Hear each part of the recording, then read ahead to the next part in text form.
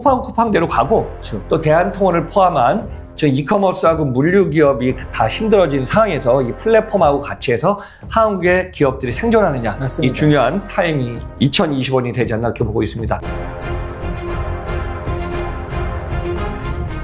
근데 지금 쿠팡 말씀했죠. 쿠팡 같은 경우도 당일 배송은 괜찮지만 그 새벽 배송 있죠. 7시에 맞추는 거 그건 쉽지 않다고 하더라고요. 네, 발주가 늦게 들어와갖고 막 또 권역이 물동량이 있다 보니까 그래서 아마 그거를 뭐 2, 3년 준비하면서 퀵이냐 쿠팡이냐 이거 진짜 보완 많이 한 것 같습니다. 네, 맞습니다. 네. 근데 이 부분을 이제 대한통운이 내년도 시작하면서 가야 되니까 그 방식. 또 하나 제가 여기서 이제 대한통운 관련된 택배 기업들한테 하나 팁을 드리자면요. 그러니까 기존의 택배는 어때요? 그냥 배송하고서 물동량을 1차를 갖고 와서 또 비면은 오면서 집하든지 또 2차를 싣고 가지 않습니까? 중요한 거는 이제 택배 기업들이한테 택배 대리점들이 다 이제 외곽에 있지 않습니까? 중간에 택배원지 야마토는 어떻게 되냐면 정거장 방식입니다. 물량을 가지러 안 가도 중개재들의 주요한 포인트 스폿에다 물량을 갖다 줘요. 그러면 이동 시간이 단축되고 거기에서 이제 물건을 배송할 수 있는 권역이 짧아지는 거죠.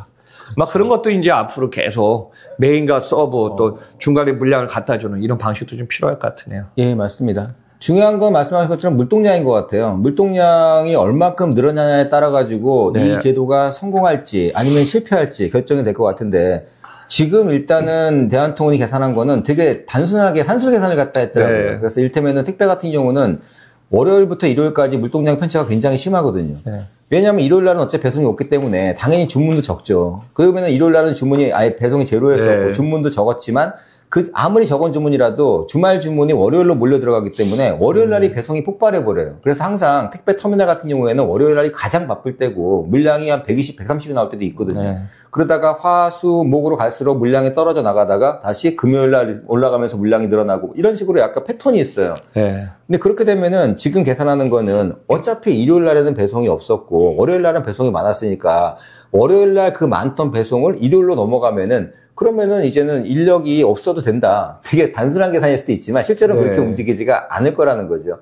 실제로는 일요 배송이 시작되면은 토요일 주문이 폭발하게 되고 다시 일요일 주문도 폭발하게 되고 왜냐면은 지금도 일요일 날 그렇게 식품을 시키지 않던 사람들이 일요일 배송이 되네? 그럼 토요일 날 당연히 대한통운이 배송을 하는 G마켓이든지 11번가 통해서 물량을 시키는 그런 단계로 넘어가기 때문에 네. 빠른 속도로 그게 일요일도 배송 물량이 많이 생길 수밖에 없는 구조로 가는 거고 지금처럼 단순하게 월요일 물량이 일요일로 간다. 이렇게 계산해가지고는 한 사람에서 네 사람 물량을 도저히 할 수가 없을 겁니다. 네. 그렇기 때문에 그런 부분까지도 충분히 계산을 하고 그리고 결정적인 거는 그렇게 돼야 된다고 봐요.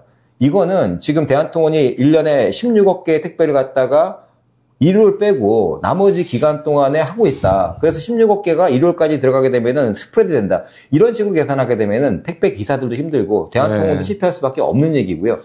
1호 배송을 통해서 기존에 16억 개 택배가 나오던 게 최소한도 17억 개, 18억 개로 늘어야 돼요. 네. 18억 개로 느는 순간에 그 순간에 뭐 서브 터미널을 더 돌리고 그 다음에 인력도 더 충원이 되더라도 거기서 밀도의 경제로 더 많은 물량을 더 빠르게 배송할 수가 있는 거지.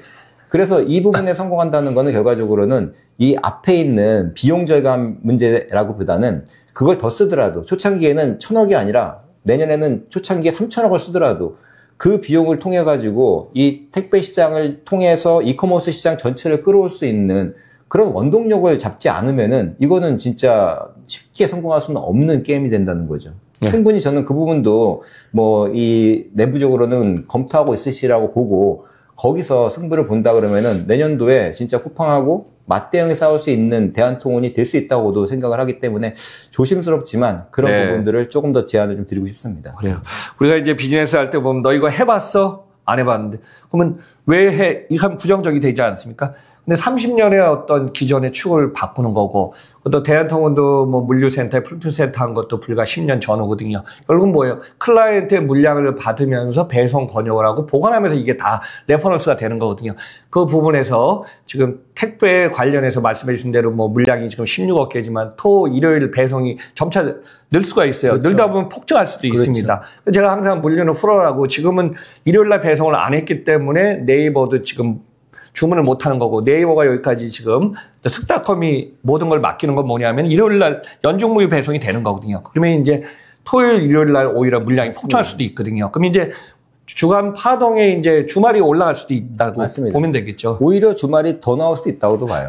평일날은 저기다가 주말에 물론 뭐 어디 가든 물건 맞습니다. 사든 하니까요. 사실 이게 아까 우리나라에서는 고정관념처럼 돼버렸는데 온라인 시장은 일요일 매출이 작다라는 게 고정관념이 있어요. 왜냐하면 그게 거꾸로 말한다면 택배 때문에 그런 거거든요. 네. 택배가 일요일날 배송 안 해주니까 온라인 셀러들도 사실은 일요일날 배송 물량이 뭐 전체 물량에서 한 뭐 4분의 1, 5분의 1밖에 안 나오니까 주문량이. 네. 그러니까 이게 악순환이 된 거거든요. 근데 만약에 대한통운이 됐던 한진이나 롯데가 과연 따라갈 수 있을지는 모르겠지만 택배사들이 먼저 우리가 1호 배송해주겠다고 한 순간에 네. 온라인 배송 자체가, 주문 자체가 달라질 수 있다는 거죠. 쿠팡식으로 바뀌겠죠. 쿠팡처럼 오늘이 무슨 요일이야? 이거 안 보고 주문하게 된다면은 그 물량이 늘어야 되고, 사실 하나 바라는 점이 있다면은 독과점이 계속된다 그러면은 결국 시장은 좋지 않다고 보거든요. 지금 쿠팡이 너무나 독주를 하고 있는데, 네. 제 한편으로 걱정은 나머지 기업들, 대한통운 걱정하고 한진 걱정하는 게 아니라 G마켓이 됐던 11번가가 됐던 롯데온이 됐던 이런 기업들이 어려움을 겪어지고 더 이상 운영을 못하게 되면은 결과적으로는 그 피해는 제가 보기엔 고스란히 소비자한테 갈 수밖에 없거든요. 네.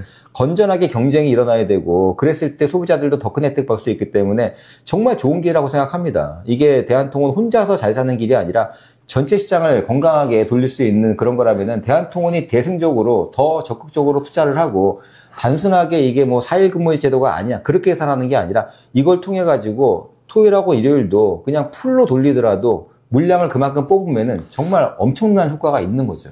네. 그 부분을 저는 오히려 전략의 최우선으로 삼고 이게 월요일 배송, 일요일 배송 중요한 게 아니라 지금보다도 물량이 최소한도 15%에서 20%는 늘어날 수 있다라는 자신감을 갖고 그렇게 드라이브를 한다 그러면은 네. 굉장히 강력한 네. 예, 파워가 될 것 같습니다. 그래요.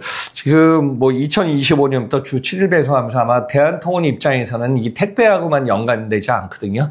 지금 뭐 알리익스프레스의 액수는 좀 적지만은 직구 물량, 역직구, 크로스보더, 3PL, 보관 사업 하다 보면은 수출입 국내 물류까지 종합물 기능으로서 갈 수 있기 때문에 그렇죠. 그런 걸 갖다가 장래 미래 포커스까지 두지 않았나 저는 이렇게 보고 있고요. 이 택배 시장에 지금 급변하는 상황에서 아마 대한통운이 한국 역사상 주 7일 배송을 했다는 거는 연중무휴 택배로 가는 거기 때문에 말씀 주신 대로 쿠팡의 독주 체제를 막냐가 아니라 쿠팡대로 가고 그렇죠. 또 대한통운을 포함한 지금 이커머스하고 물류 기업이 다 힘들어진 상황에서 이 플랫폼하고 같이 해서 한국의 기업들이 생존하느냐. 맞습니다. 이 중요한 타임이 2025년이 되지 않나 이렇게 보고 있습니다. 여러분과 같이 이제 한번 2025년을 바라보면서 한번 주 7일 배송 지금 방송을 했습니다.